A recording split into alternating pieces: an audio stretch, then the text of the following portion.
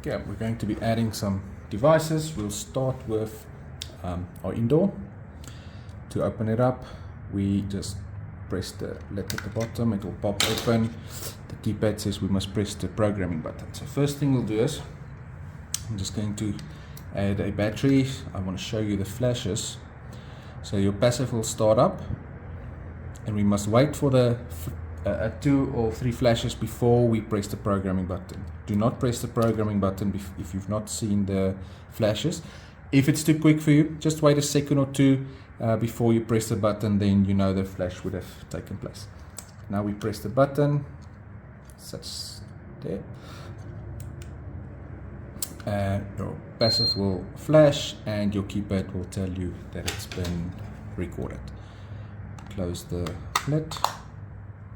Okay, set that right there. Now our keypad will say motion VO1 recorded. We can press OK. We can do a range test. So range test, we press OK. We will see the device being tested is the one that's flashing, and we test it all the way up to 9. Now this is very important to make sure it's done after installation in the field, making sure that that signal is constant all the way up to 9 and it stays at 9 without any misses. The rule is it must be constant and 9 out of 9, otherwise the range is not good. Press OK to stop. We do not want to do another range test, so we're going to press escape no. Area. So the areas we have set up is 1, 2, 3 and 4. So we had 1 as the entry exit, 2 as our sleep zones, 3 as our braai, and 4 as our other. So let's use this passive as an entry exit area and leave it in area 1. And we can give it a name, and we can say front.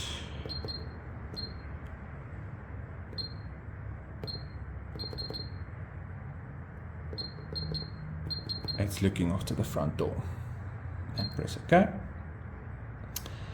It will come back with it's been entered into area entry and it's named the front door. Functional device test. So the LED will always be off on the passives, but if you do want to do a walk test on your passive, which is recommended, you enable this. Also recommended after your installation, you're going to enable all of them and just do a walk test on your site. So now when there's movement, the LED will pick up and you can do your walk test. When we go out of that menu, no more LED. And now we can enter a new device. Yes, we want to. So let's move that aside. And next we will look at our outdoor unit. So we're going to take our outdoor unit, put in our batteries. It's best to just put them all in at the same time. Turn it around. We have our double flash, and then your programming button sits here in the middle. Now if you do press it hard enough with your thumb, it will engage and it will give you motion VO to record it. Make sure when you put it back, there's 2 little clips here, rubber seals, that needs to go into the casing of the bracket. So just put it securely in there. Make sure the screw at the bottom lines up with the thread. And then I like to just turn it the wrong way until you hear it click, and then you know it's in straight, it won't strip, and then you can just tighten it. Now it's like closing a door. When a door is closed, it's closed. You can't close it more than that. If you do, it will break. This is the same. So just gently turn it, and when it's closed and tight, don't over tighten it. That's tight enough. Okay.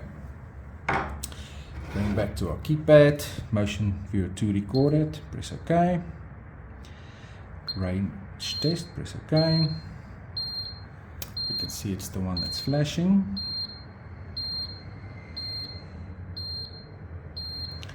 Press OK. We don't want to do another range test. This will go into the braai area, so we'll call that area 3. And we'll name you Lava.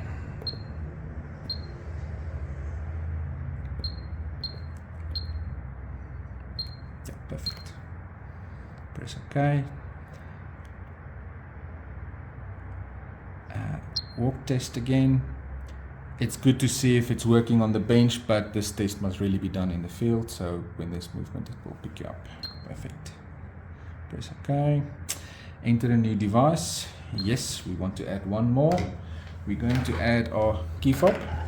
Key fob will just be the programming button. If I turn it around, it's the top two buttons. So it's the arm, disarm button. Press them and hold them. About 3, 4, 5 seconds around about there, and it will start beeping. Let go and your key fob will enroll. Okay, key fob 1 recorded. Press OK, and nothing needs to be set there. So now enter a new device. No, we do not want to. My keypad is an XMB keypad, so it's got a built-in badge reader here at the bottom. Normally your keypads will not have that. You normally use the XMA. In my case, I'm going to use my badge. So let me collect it over here. So enter a badge. So this is like your user code, just with a tag. Use your badge. I'm just going to present my badge, and now I can give it a name. And we'll call this badge Fricky's badge.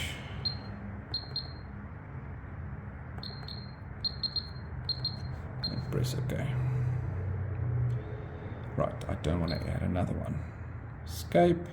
So now it says my configuration is ended, and I need to close the panel. So let's move all of these aside. Bring my panel up. Bring my keypad up there. Let's do it this way around. Right, perfect. Right, guys, sorry, I took a phone call there, so my recording stopped. Getting back to closing the panel. Just gonna add that there. Also tamper on. Operation completed. I'm going to say OK. And installation is successful. And we have done the what we call A to Z programming. And now we can start adding all of the other small extras and components that we need to program.